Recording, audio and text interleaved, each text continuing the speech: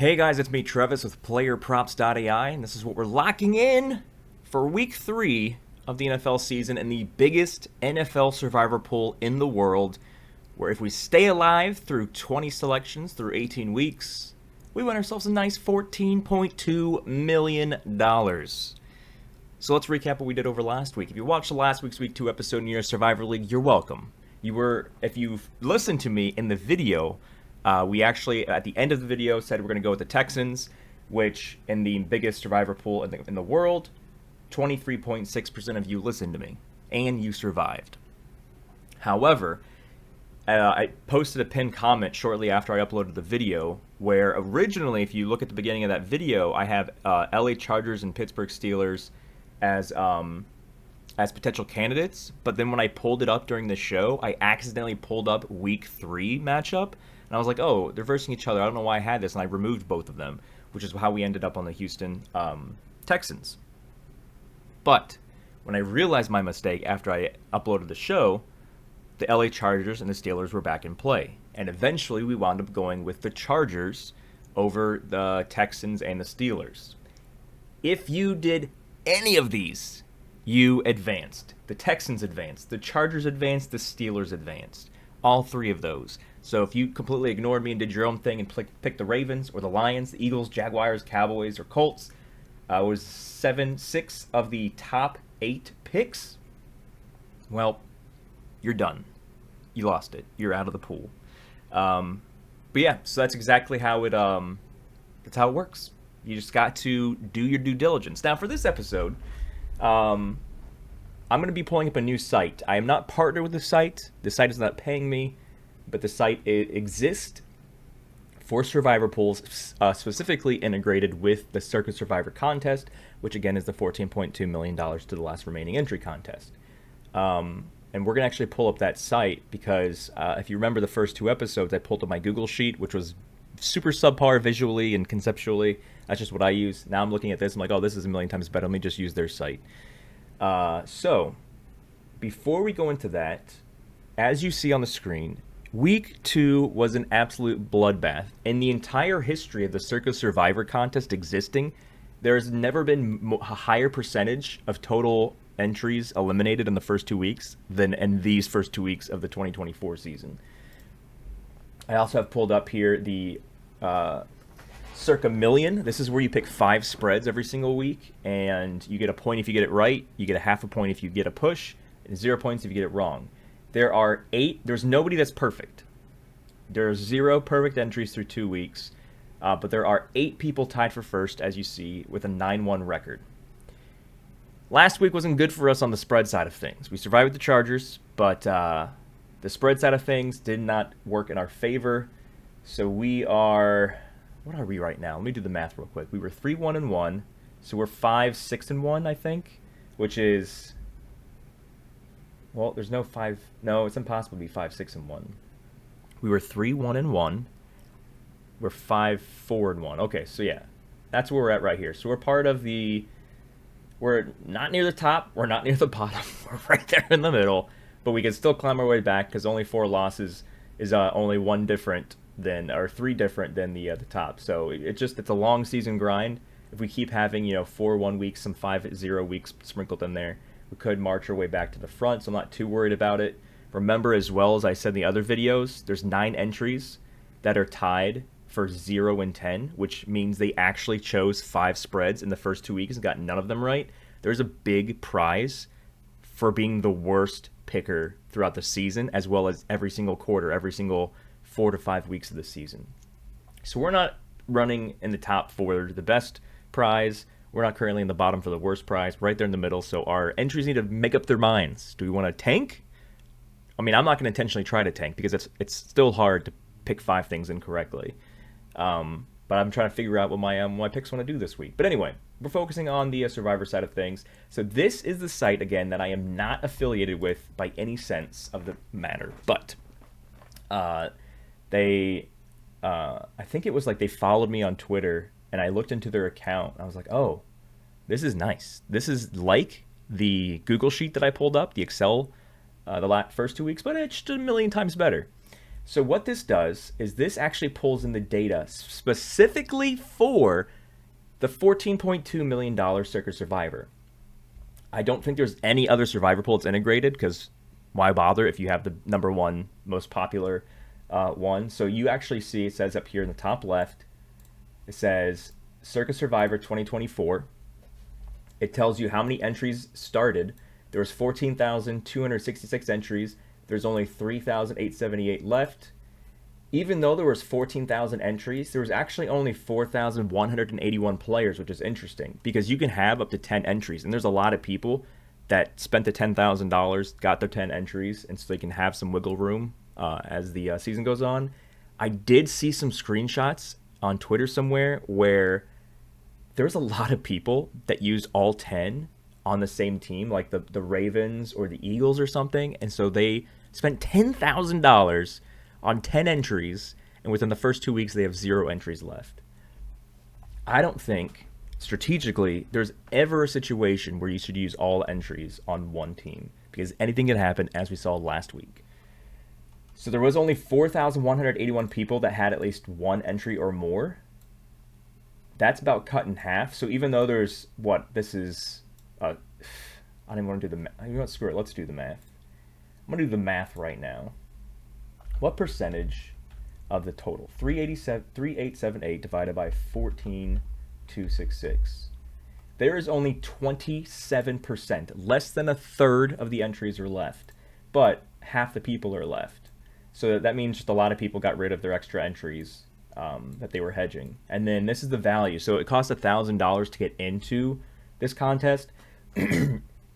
If they just voided the contest completely and paid everybody out that was still alive of these 3,878 entries, each entry would kick back 3,679. So we've essentially over tripled. We 3.6x'd our buy-in.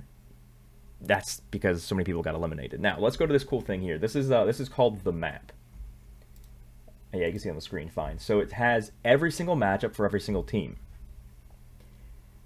If you see a line, a red line through it, so this here says Arizona is versing Buffalo in week 1. Because Arizona lost to Buffalo, there's a red line, so this means this lost. If it didn't lose, there's a check mark in the bottom right. So Buffalo versus Arizona in week 1, check mark in bottom right. It also has the current spreads for the game as well. And you see there's a lot of different colors here. The darker shade of green, or whatever kind of green this is, I'm going to say this is mint green. This is almost a dark minty green. But it has, based on, so right here, we're sorting, so I just clicked week 3, so we're sorting by the highest spread all the way down. So you see how the color is not the darkest, because the highest spread right now is 8.5, Cincy versus Washington, and then it just goes all the way down. So you can play around with this a lot. So what I did is you can actually click on the things you've already selected. So you see we chose Seattle week 1 against Denver. So I clicked on that, and so it grays out a line throughout the entire Seattle to know that don't pay attention to any of these because you can't pick this team again.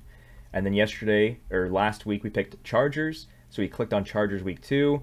Everything's grayed out, or that line's going through it, so we don't have to worry about them. So this is almost exactly what I was trying to build with my sheet, but because they already have it done, and I can save, you can save your map, so it'll save the fact that I picked Denver here and Chargers, or Seattle here and Chargers here.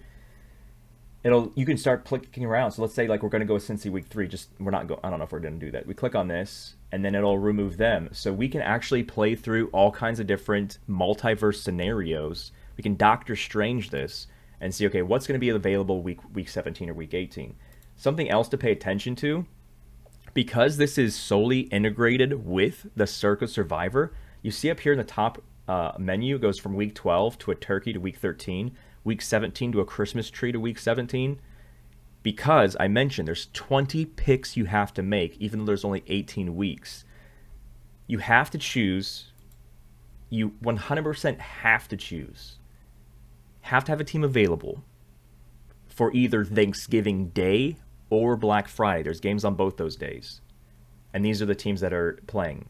For Christmas, you have to have a game Christmas Day or Christmas Eve. I think there's games the day before as well. And these are the only 6 teams that are here, right? Now, if we look at Turkey Day, As of right now, we have 8 teams to pick from. But we go to Christmas Day, Christmas Eve. Seattle's playing the Chicago Bears, and even if that may not be a team we want to pick anyway, but because we chose them in week 1, you see it's grayed out line. We only have 5 teams available for Christmas Day. My assumption is, out of the 2,100 people that are left, I want to guess at least half. And that's being friendly. At least half of them did not read the fine print. They're playing this for the first time.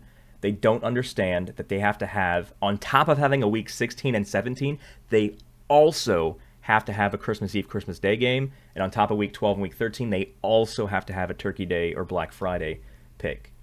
So if we go through these next few weeks and we choose Kansas City, Houston, Chicago, Baltimore, and Pittsburgh, we automatically lose.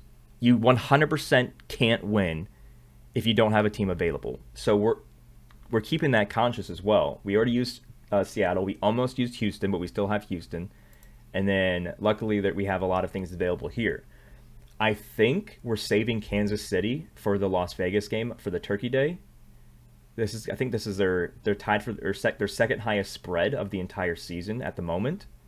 I know they have an injury to the running back, but still, it's Patrick Mahomes. And then Kansas City's also the top one for Christmas Day against Pittsburgh. But then we also have, there's really only 2 teams. There's only 2 teams that are essentially favored. The Seattle and Chicago are a toss-up. It's a toss-up. 0.5 spread is a toss-up. So we have Houston favored against Baltimore at home, and then Kansas City at Pittsburgh favored. So we're trying our best. We have to make sure that we have at least one of those teams available here. And if we choose Kansas City for Turkey Day, then it's going to be Houston against Baltimore for the Christmas Day one. So again, I want to say at least 50% of people did not read the fine print, because I'm pretty sure I played this last year, and I don't think that I knew that last year. So that's my assumption. But anyway, let's get back to week 3 here. This site is free, by the way. I just created an account. I didn't pay anything. I don't know if there's going to be a premium version, or if there is a premium version. I don't know what else it could offer me, but this by itself is awesome. The website, as you see in the top left, it's just survivoratlas.com. I'm going to give them a shout out on Twitter as well. But yeah, sign up, tell them I sent you. I don't get anything for it because we're not partners. But yeah, so this week there are 4 teams favored by a touchdown or more. Cincinnati over Washington, Arizona over Detroit. How is Arizona 7.5 over Detroit? Buffalo 7 over Jacks, and then Jets, which play tomorrow because I'm recording this on Wednesday, that are 7-point favorites against New England, and I'm actually heavily considering them, but I'm pretty sure I have to have the pick in by 2 p.m. Eastern time tomorrow, or I miss my opportunity for Thursday Night Football. So Arizona. If you look, I guess the sportsbooks are giving Arizona a lot of love. Marvin Harrison Jr. went off. James Conner's great. Kyler Murray's getting slightly better. They also have a great tight end with McBride. But if you look at this, just look at this whole picture. Arizona has more 10-point favorites or higher than any other team this season. So you can essentially use them. They can be your emergency plug-in. They're 16 against Washington, 13 against Green Bay. They have Chargers, Dolphins, Bears, Jets. I feel like the Cardinals are going to go to the playoffs solely based on the fact that they are double-digit favorites in like 8-9 games this season. That's crazy. They're 9.5 here against the Rams, who they just beat.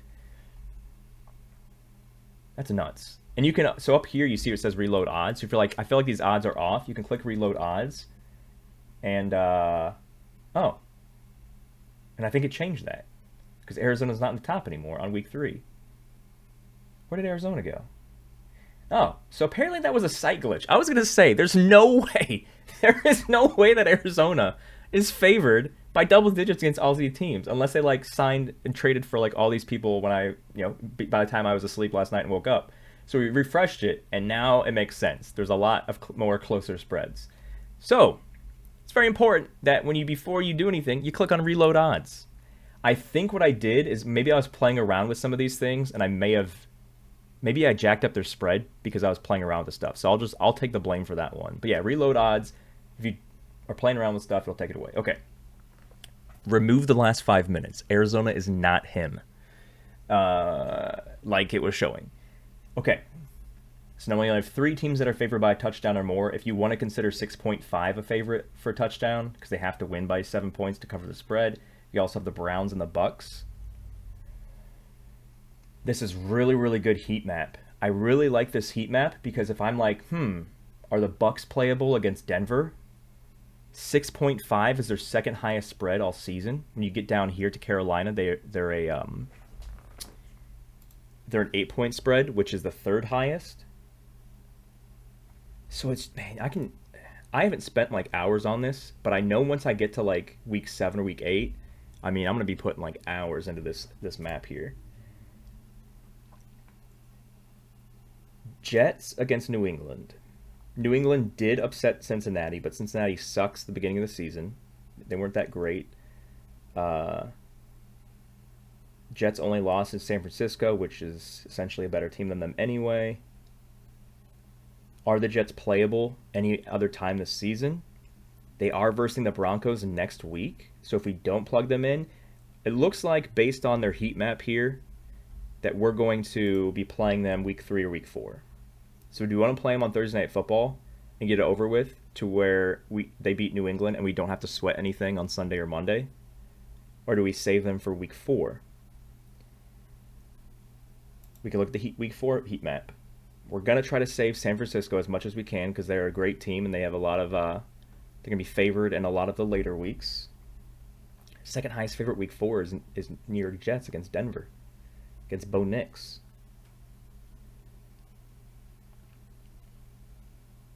So I think the Jets, I think we're going to pocket them for week 4.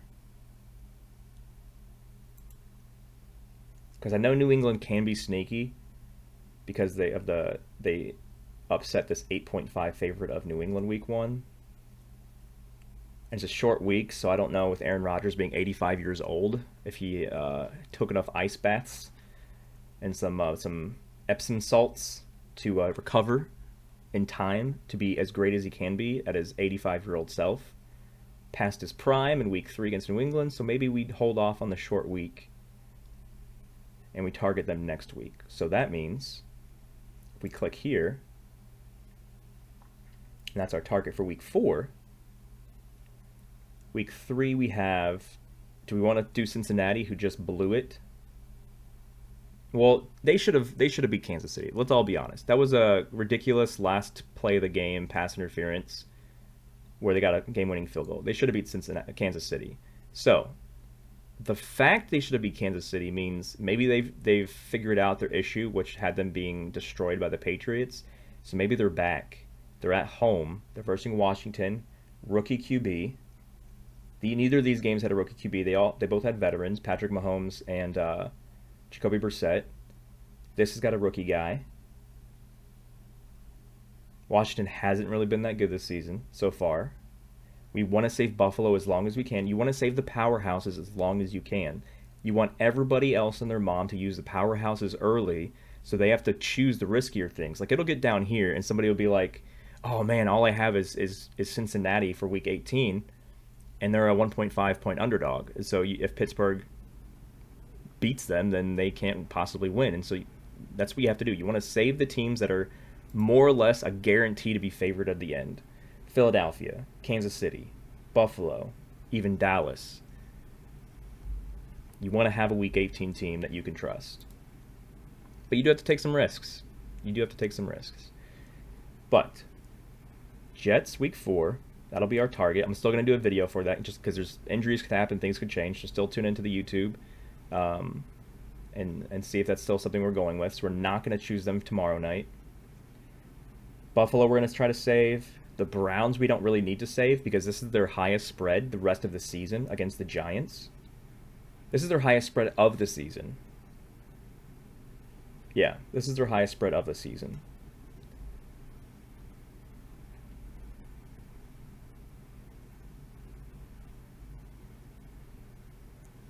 Tampa Bay has got the Tampa Bay is a potential target for Week 17 here. They're -8.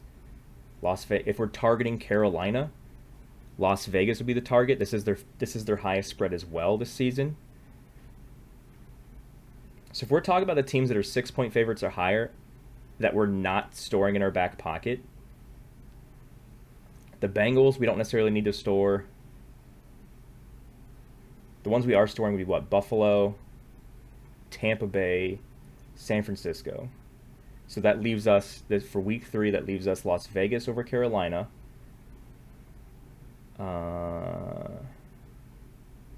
Cleveland and Cincinnati. Because I think I want to keep Tampa Bay.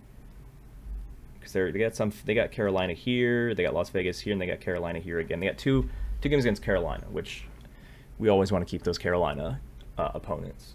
So we're looking at, again, Cincinnati over Washington, Cleveland over New York Giants, Las Vegas over Carolina. I'm going to pull up something here real quick.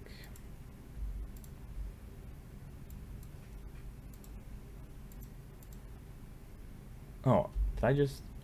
Yeah. So I don't know if my camera... I just looked at my camera. I don't know if it was blocking the icons I was talking about. And I also realized it's not going all the way to Week 18, which is fine. We'll fix that for next time. But you see here, this is the turkey icons, and there's also a Christmas tree icon over to the right that you can't see because apparently I didn't make the window fit. It is what it is, ladies and gentlemen. It is what it is. But I am pulling up another window here, not on screen, but I just want to see what our AI is saying about these games here. Give me a second. I'm going to confirm.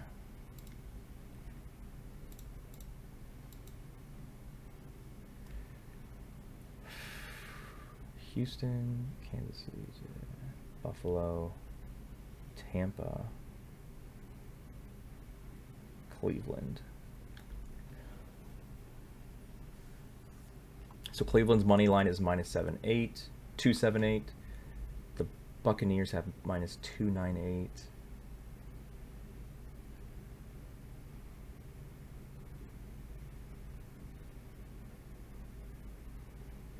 So I'm just looking at our AI stuff. It's not something that's built into the site yet, but it says that the Bengals are the...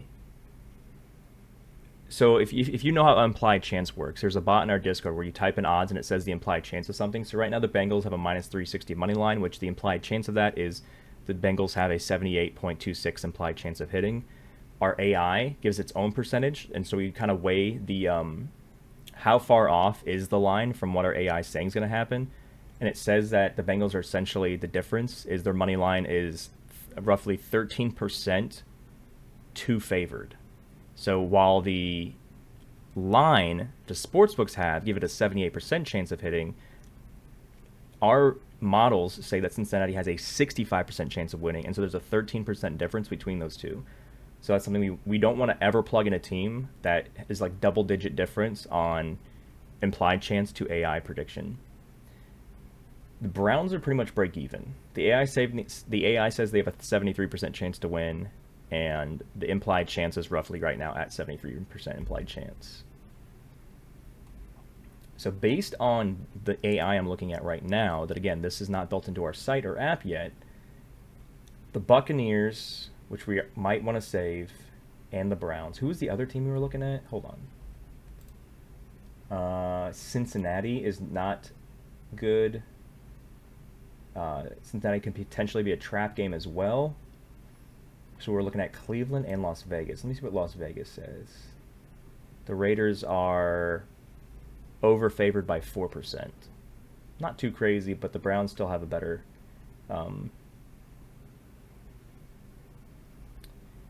balance, I guess is what I was looking for. There's one more thing I'm checking here as well before we lock in. Right now it's looking like it's going to be the Browns, but let me see what the public is doing here. 86% of the bet tickets on either side of the money line for the Giants and Browns, 86% on the Browns. But 34% of the total amount of money is on the Giants, which is a 20% sharp movement towards the Giants. If this doesn't make sense, it will later on.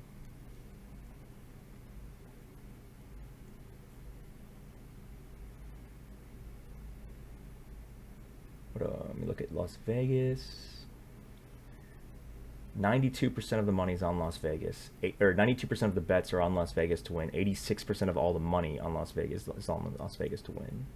Panthers are putting in Andy Dalton. Andy Dalton is not a horrible quarterback. I don't know how past his prime is. We have to see how he is with the Panthers. But I really don't want to bet against. I don't want to bet against a quarterback switch like that. It's a positive quarterback switch. In regards to the Dolphins, with Tua being on the IR now and Skylar definitely 100% starting next week, I mean, we already chose the Seahawks. We can't choose the Seahawks over the Dolphins, but that's a quarterback switch that makes sense. Like when the starter gets hurt, but if the starter gets benched because he sucks, that means the backup actually be better. So I don't know if I want to touch. I'm not going to touch Las Vegas because Andy Dalton has won a handful of games in his career. And I don't want that. I don't want his next game to be against the Raiders. So I think this might be Browns week. Is there any reason I should not play the Browns?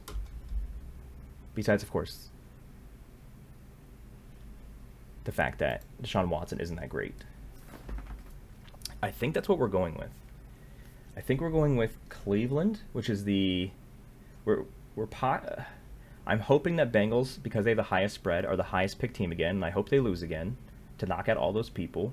I hope people waste their Buffalo pick on Jacksonville. And we're saving the Jets for Denver. A lot of people probably aren't going to pick the Jets for New England because I don't know if they know they have to get the picks in at a certain time for Thursday Night Football. But this is the highest. This is the best spread for the Cleveland Browns the entire season. They do have the Dolphins week 17, but we don't know. I mean, if Tua's back, then they're going to beat the Browns. But if it's still Skylar or somebody else, who knows? But this is their highest spread all season. This site is really cool, man. Survivor Atlas, props to you guys. No idea who the brains are behind this, but we appreciate you building this. It makes our videos we do a whole lot easier. But if this changes, if something happens from now until lock, which is Saturday afternoon, of course, I'll probably post like a YouTube pinned comment, or I'll also tell you guys in the Discord as well. Make sure if you don't have it yet, you download the free to download PlayerProps.ai app, which once you download that, create an account, you tap on Discord. That'll also bring you into the Discord, which is free to join as well. But for week 3, for Survivor, ladies and gentlemen, we're going with the Cleveland Browns. If they're going to win one more game this season, it's going to be against the Giants. The Giants were the first team in NFL history to score 3 touchdowns. Was it 3 touchdowns? I think they were the first team to score 3 touchdowns, not allow a single touchdown, and lose the game. Because Washington had 1,000 field goals.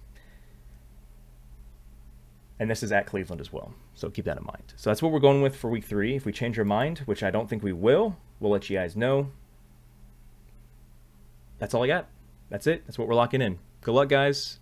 Keep your peepers popped for the other videos coming out here. But good luck for everybody that listens to me.